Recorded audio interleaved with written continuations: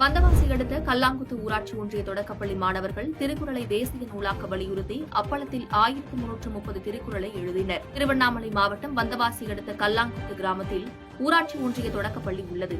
இந்த பள்ளியில் திருக்குறளை தேசிய நூலாக்க அறிவிக்க வலியுறுத்தி புதிய முயற்சியாக 1330 திருக்குறளை 1330 அப்பளத்தில் எழுதியுள்ளனர். ஆரம்ப பள்ளி மாணவர்களின் இந்த தனித்திறமையை வெளிக்கொண்டுவர பயிற்சி கொடுத்த ஆசிரியர் ரஷீனா கூறும்போது, திருக்குறளில் இந்த பள்ளி மாணவர்கள் ஏற்கனவே ஒரு உலக சாதனை நிகழ்த்தியவர்கள். ஒவ்வொரு கல்வியாண்டிலும் இத்தகைய புது முயற்சியில் மாணவர்களை ஈடுபடுத்துவது வழக்கம் என்றார். மேலும் இந்த முயற்சி திருக்குறளை தேசிய நூலாக அறிவிக்க வேண்டும் என்பதற்காக மேற்கொள்ளப்பட்டதாகவும் கூறினார். பாதகம் செய்பவரை கண்டால் நாம் பயங்கொள்ளலாகாது பாப்பா, மோதி மிதித்து விடு பாப்பா, அவர் முகத்தில் உமிழ்ந்து விடு பாப்பா. அண்மை செய்திகளை உடனுக்குடன் தெரிந்து கொள்ள இணைந்திருங்கள் இயம்நாடு தொலைக்காட்சியுடன்.